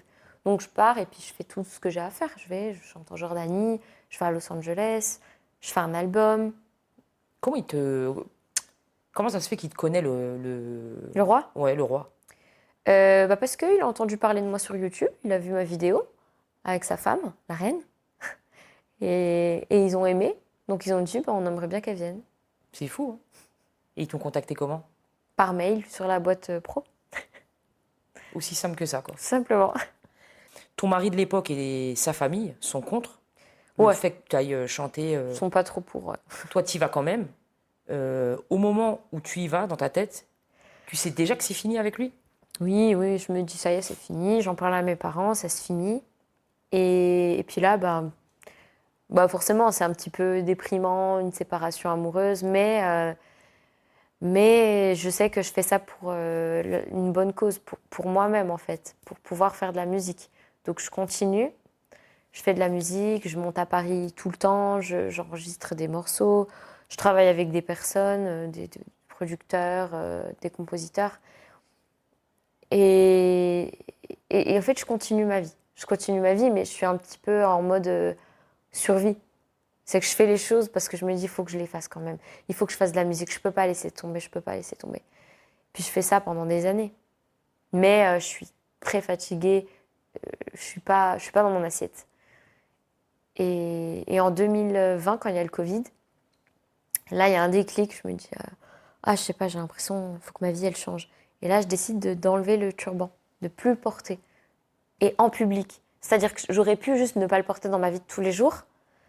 Mais pour moi, ma vie d'artiste et ma vie perso, elles doivent être cohérentes. Donc, je l'ai enlevé dans ma vie perso et même sur les réseaux. Parce que ça ne me correspondait plus du tout. Et en fait, ce qui s'est passé, c'est que, encore une fois, j'ai été accusée de tout, alors que tout ce que je faisais, c'était simplement me réaligner avec moi-même, avec mes valeurs. Et ça n'avait rien à voir avec la musique. Donc là, on me dit, ouais, non, mais en fait, tu vois, Manel, elle fait ça parce qu'il y a de la pression médiatique, il y a de la pression, donc elle a enlevé le turban. Alors que moi, si je l'ai enlevé, c'est simplement parce que personnellement, j'en voulais plus. Oui, c'est un choix personnel. Voilà, j'avais pas envie, j'avais plus envie, donc voilà, je voulais changer. Et la musique suit derrière. C'est dans ce sens-là, pas dans le sens inverse. Donc je fais ça, et puis je commence du coup forcément un petit peu à me détacher de ma famille, parce que je commence à plus avoir les mêmes repères. Et de là, je dessine une voie un petit peu différente. Je suis moins dans la religion, je suis plus spirituelle, je suis plus dans une vision, une vision apaisée des choses. J'ai pas envie d'être dans le conflit. Et là, je ralentis la cadence avec la musique parce que j'étais fatiguée. Psychologiquement, j'étais fatiguée. En fait, tu n'avais pas encore digéré toute... Ouais. Ça faisait que 2 ans. Ouais, c'est ça. J'étais fatiguée d'essayer de faire de la musique. Puis à chaque fois, en France, c'était compliqué. Ça marchait pas. Parce que c'était du boycott, c'était des gens qui disaient toujours la même chose. Ah ouais, mais les histoires. Et moi, ce que je voulais, c'était faire de la musique. Donc à un moment donné, j'ai envie qu'on me lâche la grappe et qu'on me parle de musique et pas de... Ouais, de pas de polémique. problème. Bien sûr. J'en reviens à ton mari. Ce mariage-là que tu as fait, c'était un mariage d'amour ou un mariage de raison? Non, c'était amour. Puis c'était carrément même, je dirais, un peu ignorance. C'était un peu... on s'entend bien, j'aime bien, c'est chouette. Puis c'était surtout aussi pour échapper à ma vie, je me rends compte. C'est que j'en avais trop marre de la France. J'en avais marre de tout, de ma famille, de la France, de pas comprendre ce que je voulais vraiment. Et je me suis dit, comme je parle l'anglais, comme je suis douée dans le voyage, je vais aller vivre ailleurs. Parce que l'herbe est toujours plus verte ailleurs. Mais non, l'herbe, elle n'est pas forcément plus verte ailleurs. Elle peut être artificielle. Et du coup, j'ai testé et puis j'ai vu que c'était pas ça. En fait, au lieu d'aller régler les problèmes dans moi, je voulais aller les régler ailleurs. Mais la vraie solution, c'était de faire une vraie thérapie, de me recentrer, de regarder à l'intérieur ce qui allait pas et de reprendre à zéro, mais pas d'échapper à mes problèmes. Non, mais on n'a pas forcément la maturité à ce moment-là. Ah ouais, non, mais j'avais quoi? J'avais 22 ans. J'arrivais pas à me rendre compte que j'avais énormément de travail à faire sur moi. Lorsque tu le quittes, tu es dans quel état psychologique? Je me disais, bon, c'est pas grave. Je me suis trompée. Allez, c'est pas grave, on va recommencer, on va faire autre chose. Ouais, je me disais ça. Pour pas me rendre triste. Ouais. Et puis ça a bien marché parce que j'étais pas forcément très très très triste. J'étais plus en colère qu'autre chose. J'étais en colère contre moi d'avoir choisi de partir alors que c'était pas forcément la meilleure solution. Puis après, je m'en suis remise plutôt bien parce que j'étais active. Je faisais de la musique, je faisais des albums, je bougeais beaucoup. Donc j'ai pas vraiment eu le temps d'être triste. Pour toi, comment en tant que femme, on fait la différence entre aimer et être sous emprise? Pour moi, quand on aime, parce qu'aujourd'hui, je dirais que avec la vie que j'ai, c'est finalement, voilà, je suis arrivée à quelque chose de sain. Être aimé, c'est vraiment que l'autre te voit comme t'es, sans filtre, et que toi, tu le vois comme il est. C'est qu'il n'y a pas de faux semblant. et qu'on n'a pas peur de dire des choses, on n'a pas peur de faire des choses. Je sais que par rapport à ma famille, j'ai toujours eu peur de dire quelque chose ou de faire quelque chose parce que j'avais peur qu'on me critique, qu'on me dise c'est pas bien, ça va pas. Mais avec mon chéri, on est dans l'ouverture totale. Est-ce que tu avais peur, enfin, c'est une question là, j'y pense, est-ce que tu avais peur qu'on te critique par rapport à ta famille ou tu avais peur de les décevoir? Ça, c'est une super question. En fait, il y a des deux. C'est que quand je vais les décevoir, ils vont me critiquer. Donc, pour éviter le schéma, je faisais en sorte de ne pas les décevoir. Ou de faire des choses, mais de ne pas le dire, pour que rien ne se sache. Et puis comme ça, au moins, il n'y a pas de problème, pas d'histoire. Et c'est vrai que ça, c'est très lourd. C'est très lourd, en fait, d'avoir un peu une sorte de double vie. Et je conseille ça à personne. C'est que, en fait, vraiment, hein, c'est un vrai conseil. Vivre dans la double identité, ça rend malade, ça fatigue. Parce que les parents, ils ont certes une idée de ce qu'on doit être ou de ce qui est bien, mais nous, on en a une autre.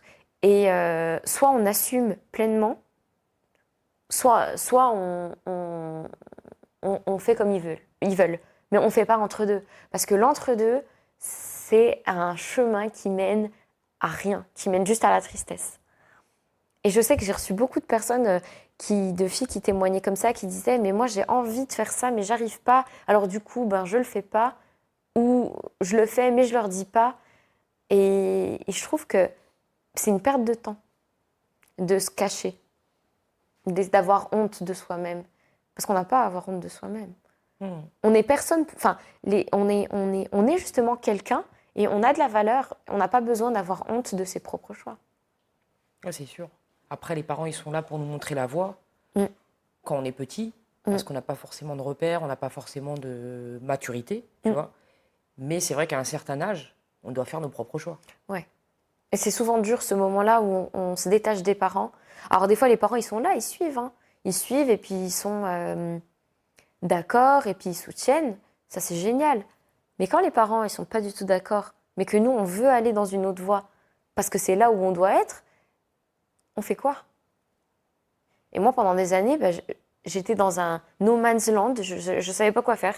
Est-ce que je fais de la musique? Est-ce que je fais pas de la musique? Est-ce que je fais de la musique, mais je dis pas trop? Ou est-ce que je dis que je fais de la musique, mais à côté que je fais un autre job?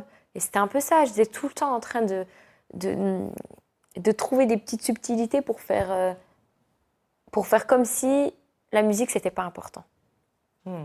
Mais comment tes sœurs, elles ont vécu leur vie par rapport à ce poids culturel? Est-ce que Après, c'est le différent. vivent bien? Elles n'ont pas fait de musique et tout, donc elles avaient un chemin plutôt classique. C'est moi qui avais un chemin, on va dire, beaucoup moins classique. Hein. C'est pas courant de devenir chanteur, de faire des concerts. Voilà, ça change. C'est pas un 35 heures, 8h, 18h. Non, mais tu m'as dit, il y en a une qui est plus vers le dessin. Oui, j'en ai une qui est plus vers le dessin. Mais le fait d'être connue, ça change tout. Parce qu'être connue, ça demande d'avoir une image qu'on traite, qu'on soigne, d'avoir une présence. Ouais, t'es un personnage public. C'est un personnage. Et quand t'es personnage public, forcément, ça a un impact sur tes relations avec les autres membres de la famille. Quand tu te sépares donc, avec ton mari, à ce moment-là, ça fait longtemps que tu t'es pas retrouvée toute seule. Ouais, et je me suis retrouvée toute seule en 2020. Je suis allée à Madère pendant 3 mois, parce que j'étais confinée en fait. Et là, j'ai lu Soufi, mon amour. C'est un livre incroyable. Et ce livre, il parle du poète Rumi. C'est un grand poète soufi qui est très inspirant parce que c'est un poète qui parle de l'amour, mais l'amour au sens général, global. Et moi, ça m'a beaucoup apaisée de me recentrer sur moi-même pendant 3 mois, d'écrire des chansons. J'ai écrit une chanson d'ailleurs qui s'appelle Freedom, liberté. Et là, je me suis sentie à ma place, que je retrouvais que je m'appartenais à nouveau, que j'étais pas à la merci des critiques médiatiques ou des critiques familiales. Et voilà, tu vois, me recentrer comme ça m'a apaisée. J'ai mis un petit peu de calme au-dessus de la tempête. Donc tu te sens guérie. Ouais, d'où je veux faire je commence à écrire un album qui s'appelle Guérison. Tu dois faire face à une nouvelle polémique lorsque tu décides de retirer ton turban, ce que tu disais tout à l'heure. Est-ce que tu t'attendais à cette polémique? Ben, je rentre en France et puis là, je me dis, ah ouais, ça reprend. Donc là, il y a tout qui reprend, des petites polémiques sur le foulard, sur le fait En fait, c'est... Au début, on me reproche d'être trop musulmane, après on me reproche d'être pas assez, donc au final, c'est jamais bon. Mais franchement, je le vis mieux. Je le vis mieux parce que j'ai fait tout le chemin entre ne plus le porter et accepter que la critique, elle sera là dans tous les cas. Parce qu'elle était là au début, elle est là à la fin. Ce qui compte au final pour moi, c'est que moi, je sais ce que je veux faire. En plus, ça y est, t'es blindée, hein. T'as l'habitude. Oui. Mine de rien. Je suis rodée, j'ai l'habitude. Alors que quand j'avais 20 ans, j'avais pas l'habitude, je connaissais pas. Donc maintenant, c'est bon. Je sais laisser les choses glisser. Donc les médias s'emparent une fois de plus de ton histoire. Comment ça se passe? Bon, c'est un peu... En fait, c'est un peu de tout. C'est pas que les médias, c'est plutôt les gens. Là, pour le coup, c'est les gens qui sont sur les réseaux dubitatifs. Ouais. Ah, mais pourquoi elle a enlevé le turban? Ah, mais elle a cédé. On a toujours le mot comme ça. Elle a craqué. En fait, on me considérait en guerre avec quelque chose et que comme si j'avais baissé l'arme et que je disais, voilà, ça y est. Alors qu'en fait, rien du tout. Moi, depuis le début de ma carrière, la seule chose que je veux faire, c'est faire de la musique et faire de la musique qui me correspond et trouver une identité artistique que j'aime, qui me parle. Et pour trouver cette cohérence entre ma vie personnelle et mon identité artistique, il a fallu que je passe par enlever mon turban parce que ça ne me correspondait plus. Je me sentais plus une artiste, je me sentais plus Ménel. Donc, il fallait que je passe par là. Et ça, je l'ai expliqué sur les réseaux pour dire aux gens que c'est un cheminement, c'est une quête. Ouais, c'est un cheminement, comme on disait, personnel. C'est Ménel qui parle, c'est pas la personne que les médias définissent, le personnage qu'ils ont inventé. Pour moi, il y a clairement un personnage qui a été inventé. Justement, est-ce que le fait de devenir, entre guillemets, l'objet des médias et des gens qui en réalité s'expriment à ta place, parlent de toi, de ta vie, de tes choix personnels, etc., sans que toi, tu puisses ne rien dire ou faire, c'est quelque chose qui t'a blessé? Au début, ça m'a blessée parce que je voulais qu'on me voie comme je suis vraiment. Et comme j'étais en plus de ça en quête de mon identité artistique, ça me mettait des bâtons dans les roues pour pouvoir dire aux gens, voilà, moi je veux faire ce type de musique, mon univers il est comme ça. Ça me freinait beaucoup. Donc j'étais en colère de ne pas avoir la capacité, la possibilité de m'exprimer sans être censurée. Et ça, en France, c'est dur, d'exister sans être censuré, sans être, sans qu'on t'invente un personnage. Il y a des moments où je voulais juste te dire, mais en fait, juste écoutez-moi et regardez ce que j'ai envie de faire, ce que je sais faire, et pourquoi je fais les choses, et arrêtez d'inventer des paroles à ma place. Tes chansons abordent souvent des sujets forts et engagés. Est-ce que tu peux nous expliquer ta démarche artistique et ce qui te pousse à écrire sur ces thèmes? Je dirais que c'est parce que c'est mon univers. J'aime bien la justice, j'aime bien l'amour, le respect, la douceur, et que la musique, ce soit qu'elle fasse réfléchir sur ce qu'on veut faire dans la vie. C'est vraiment mon fil conducteur, c'est de mener les gens à mieux comprendre eux-mêmes ce qu'ils veulent faire dans leur vie. Parce que moi, c'est ce qui m'est arrivé. J'ai galéré à trouver ce que je voulais faire dans ma vie et j'osais pas le vivre.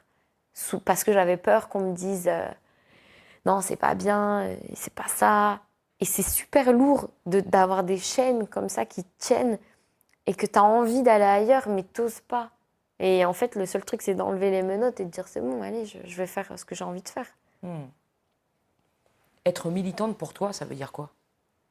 Pour moi, militante, ça veut dire défendre des idées qu'on considère fondamentales pour le bien-être. pour l'équilibre d'une personne.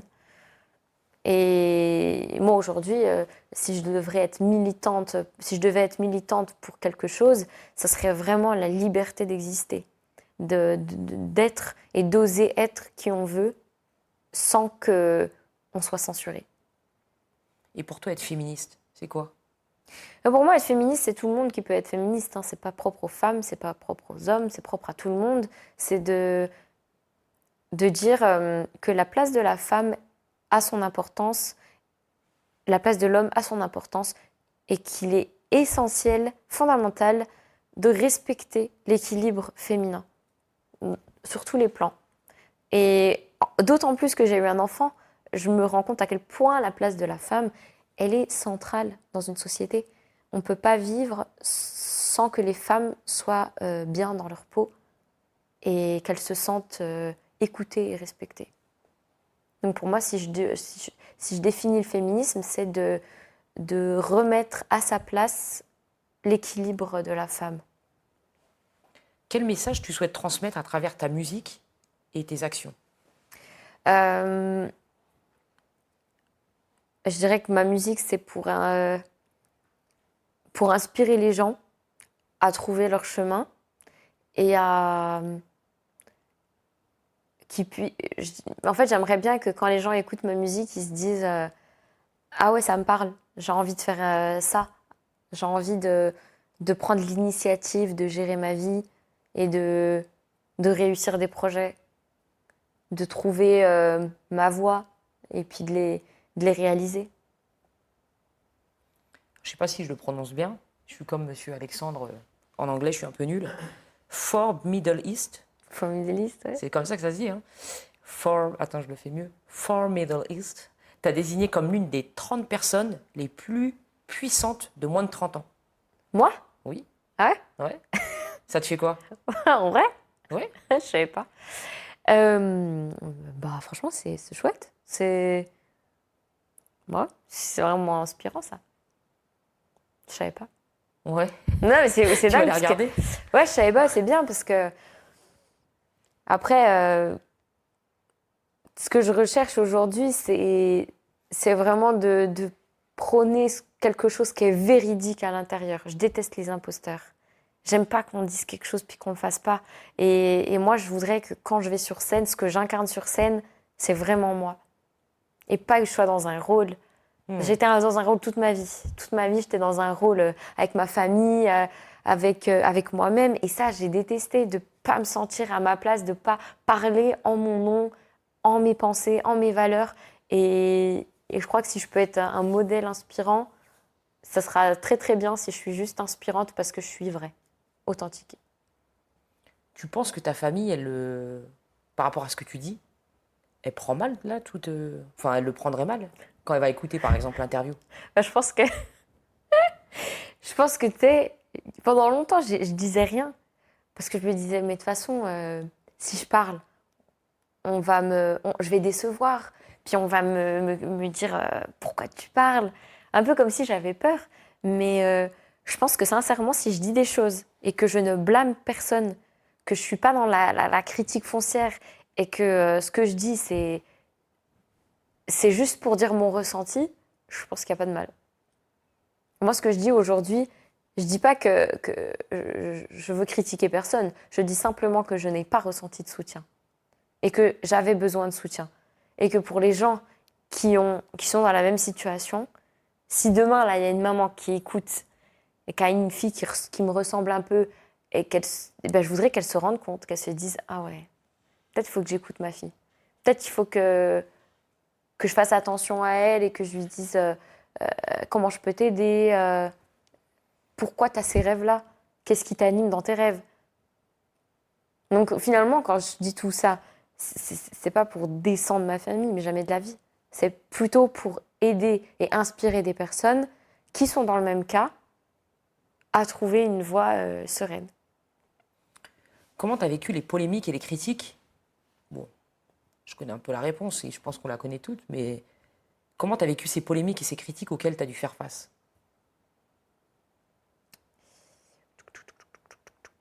Bah, je sais pas, franchement. je me suis beaucoup rattachée après à Dieu. J'ai beaucoup prié, j'étais beaucoup dans la résilience. Et j'essayais de me dire que c'est pas grave, que tôt ou tard il y aura une issue. Ouais. De relativiser au maximum. Alors peut-être que tu m'as répondu, mais peut-être que tu vas me dire autre chose. Comment tu as réussi à trouver la force de te relever après toutes les épreuves que tu as traversées et comment tu as continué à avancer dans ta carrière? Mais je crois que c'est l'espoir que j'ai une voie qui est tracée et puis qu'il faut que je m'y tienne. Tu vois, la musique, c'est grand et il y a comment j'utilise cette musique, ce talent, cette voix pour que moi, en tant qu'individu, moi, Ménel, je puisse être heureuse. Et c'est l'espoir de trouver ce bonheur, cet équilibre qui fait que je continue. Parce qu'à chaque fois, il y a des signes et ça ne trompe pas. À chaque fois que j'ai voulu arrêter, ou que je me disais, non, là, c'est bon, j'en ai marre, je ne vais plus faire de concerts, je ne vais plus faire de musique, il y avait un truc qui arrivait et qui me remettait dans la motivation d'aller chanter. T'es croyante? Ouais. Tu crois en Dieu? Ouais. Ouais, oh bah ça, tu vois, je le dis sans gêne, parce que je pense que c'est pas une honte, il n'y a pas de gêne à dire qu'on a une force spirituelle qui nous anime. Au contraire, moi, c'est ce qui a fait que j'ai été sauvée à plusieurs fois. Plusieurs reprises, je me suis sentie au bout et Dieu m'a sauvée. Qu'est-ce que tu dirais à une jeune fille qui peine à s'accomplir et à trouver sa voie? Écoute-toi, franchement, écoute-toi et puis fais confiance à Dieu. Fais-toi confiance. Il n'y a que soi-même, en soi, qu'on trouve les réponses.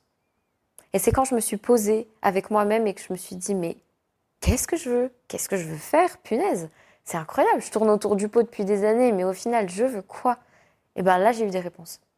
C'était pendant les 3 mois de confinement? Ouais, quand j'étais en confinement. Et là, après l'accouchement, il y a eu un renouveau. Parce qu'en fait, à chaque étape de la vie, j'ai remarqué, un peu comme des checkpoints de, bon, alors qu'est-ce qu'on garde, qu'est-ce qu'on enlève et c'est quoi la motivation? Et aujourd'hui, ma motivation, elle a changé. C'est mon fils, c'est mon chéri, c'est ma vie de famille. Et aujourd'hui, je suis extrêmement motivée pour que je puisse avoir une famille qui soit épanouie, parce que je suis épanouie dans mon métier. Est-ce qu'il y a une chose que tu regrettes dans ton parcours? Je dirais peut-être que j'aurais pu faire de la musique plus tôt. Si je retourne en arrière, je serais allée au lycée et j'aurais pas fait mon bac scientifique, j'aurais fait un bac musical ou quelque chose en lien avec la musique, ouais, pour avoir plus de techniques, plus d'outils. T'as fait un bac scientifique? Ouais. Mais t'aimais pas les maths? Et je détestais les maths et j'ai fait scientifique, physique, chimie en anglais. J'ai pris ça parce qu'il y avait de la physique en anglais. Et comme j'aimais les planètes... Ouais, c'est vrai que c'est... Donc il y a juste ce fait-là que t'aies pas fait de musique Ouais, je pense pour avoir un peu plus de regrettes? technique. Okay. Ouais. Et puis l'autre chose, ça serait je sais pas, peut-être de plus parler. Parce que je parlais pas beaucoup. Étrangement, j'ai été très extravertie dans mon attitude jusqu'à aujourd'hui. Très extravertie, je rigole. Mais je parlais pas des choses fondamentales, des choses qui vraiment me touchaient. Et à refaire, j'aurais peut-être parlé plus à ma famille de mon souhait de faire de la musique. Mais encore une fois, après, on peut pas refaire le monde. Mais si jamais, là, il y a une petite jeune qui a 14 ans qui écoute, s'il y a quelque chose qui te tient à cœur, il faut aller en parler. Même si tu pleures, même si tu as peur, il faut aller en parler. Surtout que les parents sont normalement là pour... Bah oui, les parents, ils sont là. Et puis surtout, plus tôt on en parle, plus tôt on trouve une solution pour vivre les passions, pour vivre au mieux le rêve de ta vie. T'as des amis dans la musique? Des amis? Oui, des musiciens. Ouais, des gens qui jouent, qui chantent. Ça, c'est génial. Parce qu'on est dans la même bulle, le même délire. Et par exemple, des gens comme Zazie, tous ceux que tu as vus, les Mika et tout, tu es toujours en contact avec eux? Non, pas spécialement, non. T'as personne de un peu médiatique dans tes amis? Non? Si, bah après des personnes, des artistes. Ouais. Ouais, si, des artistes, des rappeurs ou des chanteurs, des musiciens. Et alors, ils sont où les morceaux? Bah là, du coup, c'est ça qu'on relance. On est en train avec mon manager, on est en train de tout relancer là. On s'est dit, on va partir sur des projets. Mais nous, c'est vraiment des projets. Je préfère rester plus à l'étranger qu'en France, Ok. sincèrement. T'es plus épanouie artistiquement, Ouais, en je tout suis cas. plus épanouie ailleurs qu'en France. Je pense que c'est un petit peu aussi normal parce que avec tout ce que j'ai vécu, la France, c'est une grosse blessure. Donc là, tu vois, j'étais à Dubaï, je me sentais mieux. J'étais en Jordanie, je me sentais bien. En fait, tu te sens pas jugée. Bah, je me sens juste considérée pour ce que je suis en train de proposer. C'est-à-dire, j'arrive, je chante, on me parle de musique, tu vois, on me parle pas d'autre chose. Hmm. On me parle de l'essentiel. Quand on t'a appelé, ça t'a fait bizarre ou pas? Pour Pour faire l'émission? Non, parce qu'aujourd'hui, si tu veux, je suis vraiment dans un état de résilience. Je m'en fous, je dis les choses. J'ai pas de gêne à raconter mon histoire parce que pour moi, ça y est, elle est passée. Et aujourd'hui, je me focalise sur la musique, sur ce que je suis en train de créer artistiquement avec mon équipe. Ma foi, en France, on veut écouter, on veut pas écouter, c'est pas grave. Mais je sais que les gens qui sont en France et qui m'aiment, ils vont me suivre, que je sois en France, à Dubaï ou je ne sais où. Ils seront là, la musique, ils l'écouteront quoi qu'il arrive. Et les autres, c'est pas grave. Je fais pas de la musique pour tout le monde. Je fais de la musique pour les gens qui veulent m'écouter. Tu vois, toi, une différence de traitement médiatique entre les médias en France, sur ta personne ou sur d'autres artistes ou Et les médias ailleurs? Ouais. Ah bah oui, parce que quand je fais des interviews ailleurs, bah, tout de suite, on va me parler du concert, de l'événement, je sais pas moi, de ce qui s'est passé sur scène. Enfin, en fait, c'est vraiment artistique. Il y a rien. On va me parler de moi, ma tenue, l'événement, mais rien de médiatique. Rien de polémique. Hmm. Non. Et quand tu vois justement les débats qu'il y a actuellement en France, enfin, je sais pas si tu les regardes. Bah, je suis déconnectée. Déconnecté, ouais. Je t'avoue, là, je déconnecte, mais c'est volontaire, hein. Volontairement, je déconnecte parce que j'ai envie de garder mon esprit sur ce que je suis en train de construire. Je suis trop sensible. Et quand je vois des infos d'actualité, ça me perturbe et j'arrive plus à travailler. Mais je sais clairement qu'il y a un climat sous tension en ce moment en France, ouais. Est-ce qu'il y a une personne que tu verrais assise à ta place? Une femme? Une femme, je dirais... attends. Ouais, bah moi j'aime bien, je sais pas, Nawal Madani. J'aime bien les humoristes. Ouais. Ils me font, je sais pas, j'aime particulièrement les humoristes parce que je trouve que c'est important le rire dans la vie. Hmm. Faut prendre les choses à la légère. Et en plus, on peut parler de sujets profonds tout en ayant une pointe d'humour. Ouais, c'est ça. Enfin, ça dépend si on s'appelle Guillaume Meurice ou pas. Je rigole. Est-ce que tu as un dernier mot? Je dirais... ouais, bah... tous ceux qui aiment bien ma musique, bah, qui restent là, qui m'écoutent, qui suivent. Et puis ceux qui n'aiment pas, en fait, ceux qui espèrent, pardon, que je vais changer ou que je